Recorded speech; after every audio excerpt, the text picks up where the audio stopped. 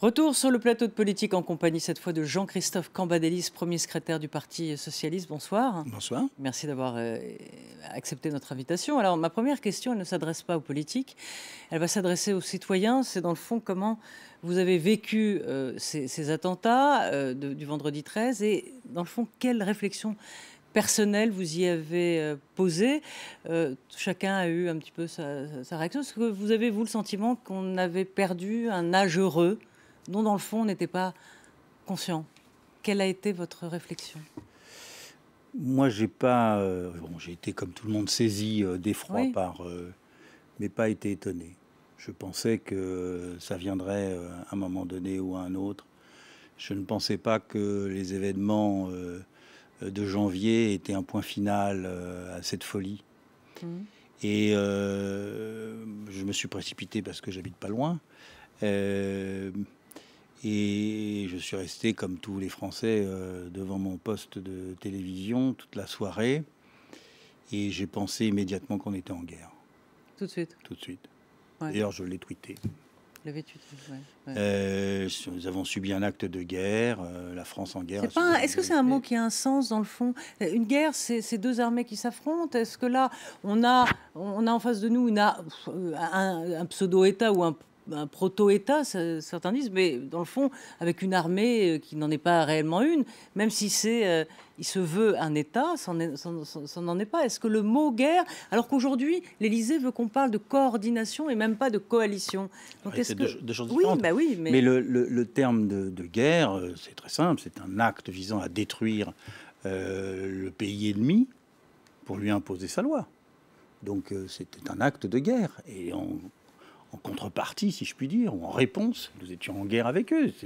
C'est évident. Et cette guerre, elle a commencé depuis longtemps, que ce soit notre intervention au Mali. La guerre, elle commence le 11 septembre. Hein. D'un certain septembre 2001, c'est le américain. Non, mais c'est le point de départ. Oui. Mais pour rebondir sur la question de Roselyne, c'est quand même une onde de choc très, très profonde qui a marqué les chairs des victimes, bien sûr, mais qui va marquer les esprits pour longtemps en France. Donc, quelque part, comme le disait Roselyne tout à l'heure, ça nous change, ça nous oblige peut-être à voir les choses différemment. C'est ça qui est en question. Oui, mais c'est ce que j'expliquais, c'est-à-dire que on pouvait concevoir, dans une logique d'analyse, qu'il y allait avoir un acte qui allait se passer et vraisemblablement au moment de l'anniversaire. Bon, ça c'est l'analyste politique. Mais quand ça intervient avec cette violence et ce nombre, et puis surtout avec le fait qu'il y a une partie de ce qui avait été prévu qui n'a pas totalement fonctionné, mais imaginez qu'il se soit fait sauter Stade de France au Stade et de la France. Défense. C'était le Hesel multiplié par 10. Et donc, après, évidemment qu'il y a une gravité pour tous. Je ne sais pas si les temps étaient heureux avant, mais ils sont malheureux maintenant. Oui. Et c'est pour ça que j'ai dit que nous rentrions dans les années de sang. Voilà, c'est pour des années de... On était insouciants, du drame, insouciants. Avant Charlie, tout de même, on vivait...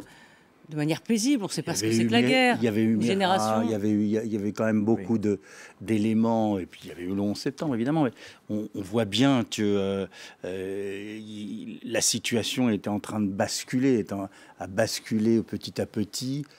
En fin de compte, depuis le 11 septembre et l'intervention américaine en Irak. Parce qu'on a basculé là dans la guerre de civilisation que nous ne voulions pas, nous Français, socialistes, et Jacques Chirac non plus à l'époque, l'UMP. Mais on a été entraînés dans ce processus. Alors François Hollande a entamé un marathon diplomatique depuis lundi. Je vous propose d'en reparler après les explications de Laure Wagner. Semaine chargée pour François Hollande. Le président français enchaîne les rencontres bilatérales aux quatre coins du monde pour tenter de mettre sur pied une coalition unique contre l'organisation de l'État islamique. Lundi, il a reçu le Premier ministre David Cameron à l'Élysée. Une première visite plutôt concluante pour Hollande, qui a obtenu le soutien ferme de son homologue britannique. Je plaiderai pour que notre pays rejoigne nos alliés internationaux pour combattre le groupe État islamique dans leur siège en Syrie et pas seulement en Irak. Mardi, direction Washington pour un aller-retour express. François Hollande et Barack Obama se sont entretenus pendant 1 heure dans le bureau ovale. Mais à l'issue de leur discussion, le président américain n'a pas changé d'avis. Pour lui, hors de question de s'allier avec Vladimir Poutine, tant qu'il soutiendra le président Assad en frappant les rebelles syriens. On est d'accord, la Russie pourrait jouer un rôle, seulement si elle accepte de concentrer ses frappes uniquement pour détruire Daesh. François Hollande rentre donc bredouille en France, contraint de revoir ses ambitions à la baisse. Désormais, dans son entourage, on ne parle plus de coalition, mais de coordination internationale. Mercredi à l'Élysée, la chancelière allemande a réitéré tout son soutien au président français. Lorsque le président m'invite à réfléchir aux responsabilités supplémentaires que nous pourrions assumer, eh bien pour moi, c'est une véritable mission. Et nous réagirons vite. Mais l'Allemagne reste encore réticente à envoyer des troupes en Syrie. Un soutien bien maigre donc, alors que François Hollande s'envole ce jeudi direction Moscou pour tenter de rallier le président Poutine à sa cause. Au-delà des divergences existantes sur le sort de Bachar al-Assad, l'entreprise s'annonce délicate depuis que les Turcs, alliés des Occidentaux, ont abattu un avion russe ce mardi. Dimanche, Hollande achèvera son marathon diplomatique par un entretien avec le président chinois à Paris, avant d'ouvrir la conférence sur le climat lundi prochain, où tous ces chefs d'État sont attendus. Jean-Christophe Cambadélis, là on est dans une intense partie diplomatique évidemment. François Hollande, dans son discours au Congrès, avait demandé 2 choses.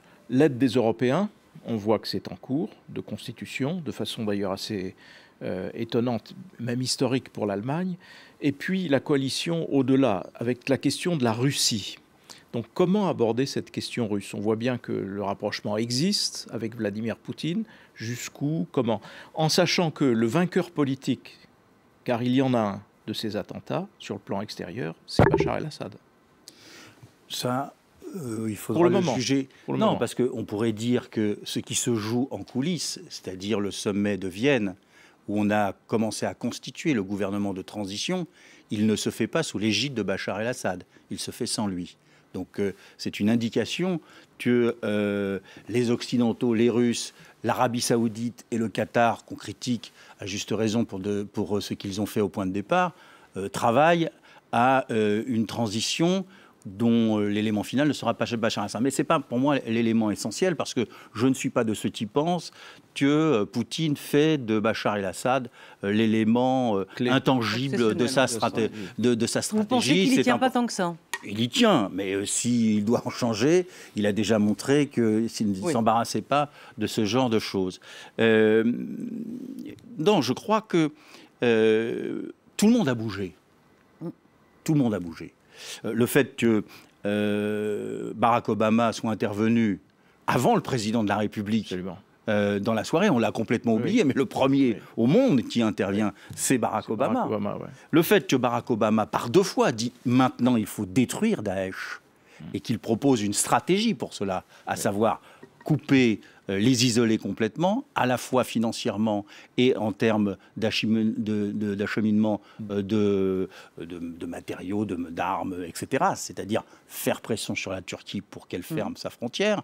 Et j'observe que quand François Hollande est sorti de l'entretien avec Barack Obama, il a demandé de fermer la frontière totalement, hermétiquement, entre la Syrie, l'Irak et la Turquie, et que M. Lavrov a tout de suite dit « c'est une bonne chose ».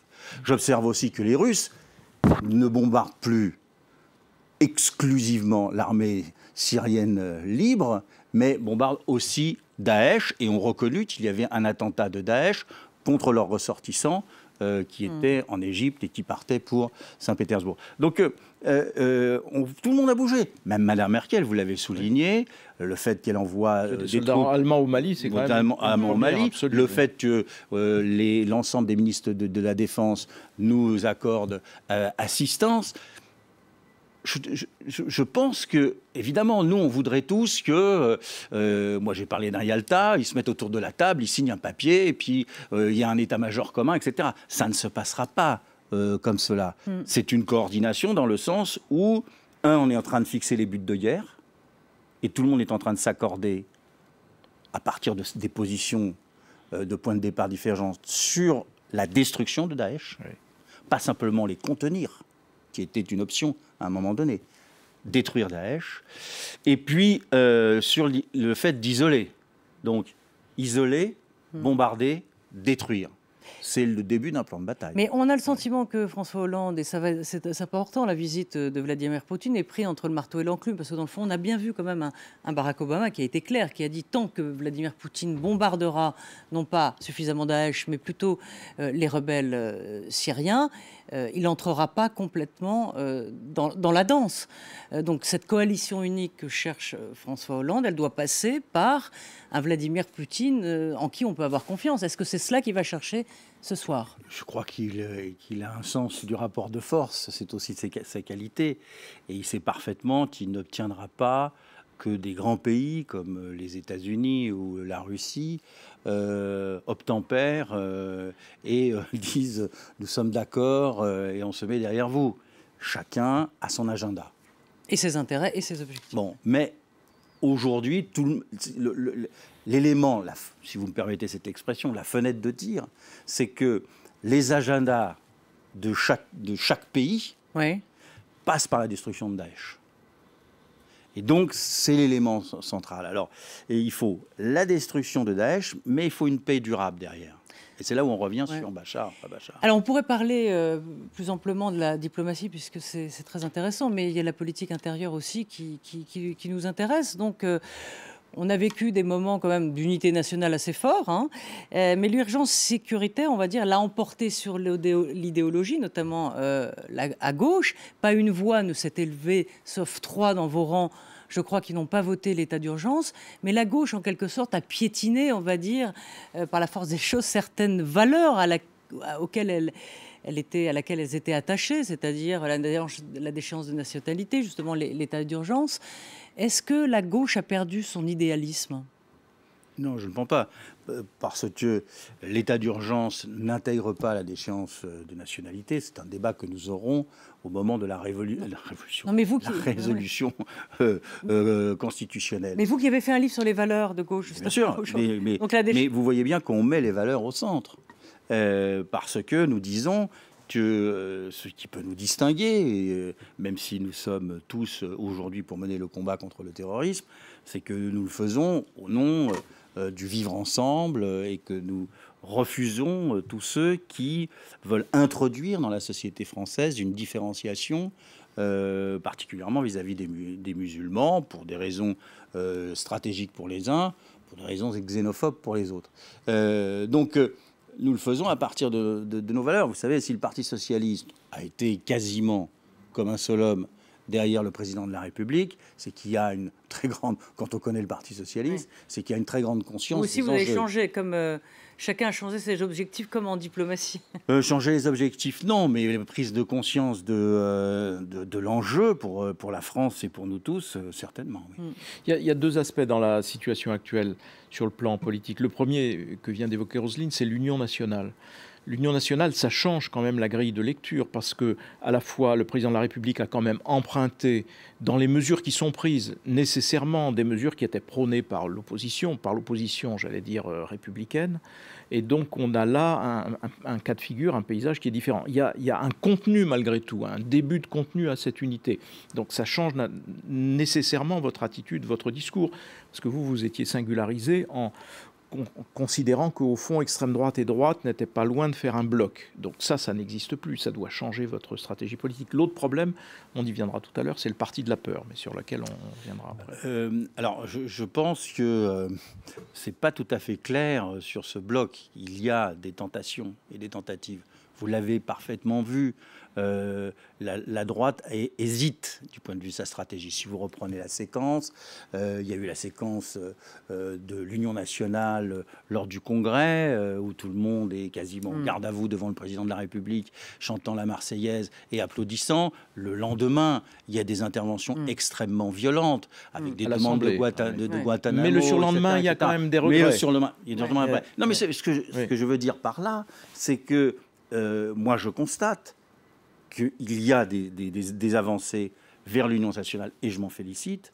Il y a aussi des tentations, des tentatives d'une droite qui n'arrive pas à aller avec les socialistes. je le pense. Ouais. Oui, mais en même temps, il y a deux porte-paroles, les deux principaux porte-paroles de l'opposition, j'allais dire classique, Alain Juppé et Nicolas Sarkozy, qui se mettent à la hauteur de l'événement malgré tout, et y compris dans le contenu de leurs interventions. Alors peut-être plus Alain Juppé que Nicolas Sarkozy, mais néanmoins... Moi, je n'ai pas de choix à faire entre les deux. Je juge simplement sur leur discours.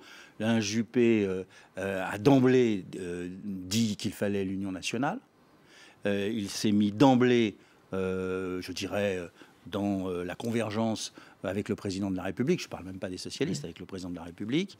Nicolas Sarkozy, il a fallu attendre le discours d'hier pour avoir une hauteur et une envie de dire à ses militants et aux concitoyens qui étaient dans son meeting qu'il fallait être sur l'union nationale et qu'on ne transigeait pas par rapport à la France quand elle était attaquée.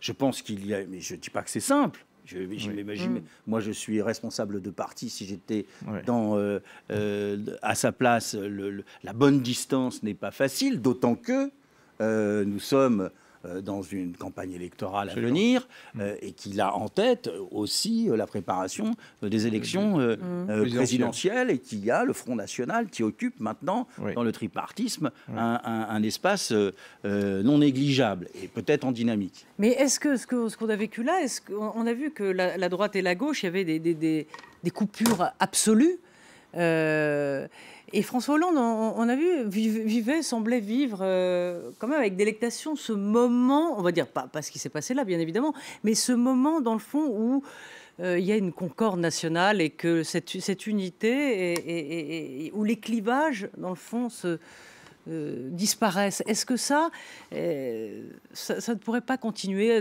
pour dégager des majorités d'idées sur d'autres sujets? C'est pas impossible.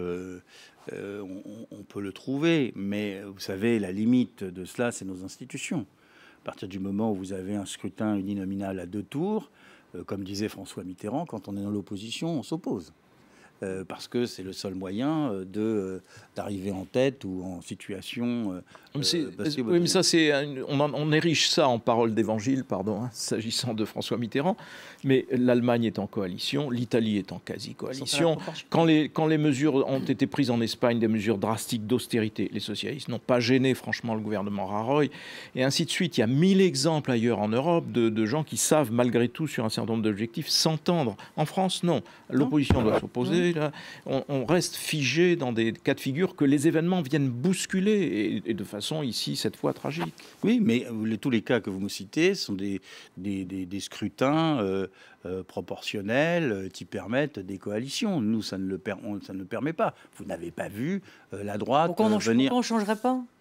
Il n'y a que le centre, il y a que le centre qui demande au fond. Bon, mais vous n'avez pas vu sur d'autres sujets que ce sujet dramatique, la droite dire là-dessus on va faire chorus, on va faire convergence. Bon, on peut le regretter, mais c'est le produit de ce que nous sommes.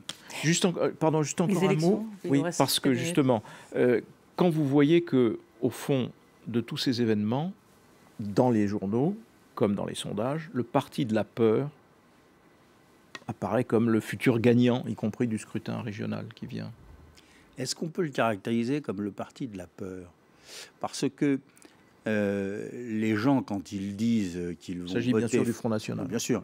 Quand ils disent qu'ils vont voter Front National, c'est pas la peur qu'ils manifestent. C'est une volonté, eux aussi, de séparation. Moi, je suis frappé par la dimension... pas maladroite, mais xénophobe de la campagne de Marine Le Pen.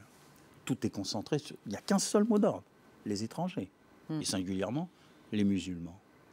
Donc, attendons de voir quand même le résultat électoral, parce que moi, j'ai l'impression que la France est suspendue en ce moment, que les Français ne sont pas dans l'élection, et que se manifeste là, quand on les interroge, peut-être une volonté d'être plus dur, plus ferme sur un certain nombre de sujets. Position que je peux ne pas partager, mais que je comprends. Ça peut jouer sur le vote socialiste? Non. Évidemment, chacun va mobiliser beaucoup plus son électorat. Contrairement à ce que disent les sondages, je pense qu'il y aura plus de votes en direction des socialistes. Ça ne veut pas dire qu'on sera gagnant. Ouais. Mais je pense que le premier résultat sera une vraie tripolarisation de la politique française. Alors, il y a 2 régions qui sont quasiment acquises à la famille Le Pen, hein, le nord avec Marine Le Pen et le sud à Marion. Donc, cependant, les cas de figure sont tout de même différents. Au nord, il se peut que le total des gauches soit sensiblement supérieur à celui de la droite et du centre. En revanche, en PACA, vous êtes laminé. Donc, la question est, que faire entre les 2 tours dans ces 2 régions? On verra au soir du Front républicain ou pas? On verra au soir du premier tour, parce qu'on ne mesure pas exactement. Vous savez, lors des élections départementales, on disait que l'Aisne allait être gagnée par le Front National. Ouais. Ils ont perdu. On disait aussi que le Vaucluse allait être gagné par le Front National. Oui, mais parlez-nous du présent. Mais oui, non, mais, ou du futur. Si vous m'aviez posé la question, vous m'auriez posé la question, dans l'Aisne ou dans le Vaucluse, est-ce que vous allez vous retirer? Mais est-ce que vous avez retiré plutôt que donner la question? Oui. Bien sûr, sauf que sur la base des sondages actuels, on se dit, en PACA, c'est réglé, les socialistes seront obligés de se retirer, sinon c'est Marion Maréchal, et donc, d'ailleurs, M. Estrosi semble, le maire de Nice, semble donner quelques signes qu'il peut préparer ce terrain-là. Oui. En revanche, dans le Nord-Pas-de-Calais, on voit bien que ce sera infiniment plus difficile et que là, on risque, du coup, par l'effet de la paralysie côté gauche et côté droite, de voir arriver, en effet, Marine Le Pen. Mais voilà, mais c'est au vu des sondages d'aujourd'hui. Hein. Après, vous me dites, évidemment, les résultats seront j'attends de voir les électeurs. Les résultats pour savoir ce que l'on sera amené à faire. Et je pense qu'on aura des surprises. Je pense qu'on aura des surprises. Je ne vois pas, je ne dis pas qu'ils seront battus au premier tour, mais je ne vois pas ni Marine Le Pen, ni Marion Maréchal Le Pen aussi haut que le disent les sondages. Mais si vous êtes en troisième position, est-ce que vous laisserez la droite seule face à Marine Le Pen? Vous connaissez ma thèse. Ma thèse, ce n'est pas le chiffre du Parti socialiste, c'est l'ensemble de la gauche. Donc on jugera à partir de là. Ouais. Donc, oui. J'ai vu que à Toulon, il y avait une motion des socialistes qui refuse de laisser la région à Estrosi. Alors là, vous êtes obligé de trancher. C'est aussi un sujet qu'il faudra prendre en compte. C'est gentil de décider à Paris. La section de Toulon. Et bon, c'est la section de Toulon, mais c'est bien de décider à Paris, mais il faut aussi que l'ensemble des troupes suivent, si elles ont à suivre. Merci en tout cas, Jean-Christophe Cambadélis, d'être venu sur le plateau de France 24. Et puis donc, on vous écoutera le soir du premier tour, puisque vous ferez une déclaration comme à chaque soir d'élection. Donc on verra ce que vous avez décidé. Ce sera plus écouté celle-là que les autres. Merci Jean-Marie. Merci Roselyne. Et on se retrouve la semaine prochaine. Merci à Laure Wagner et à toute l'équipe. Merci.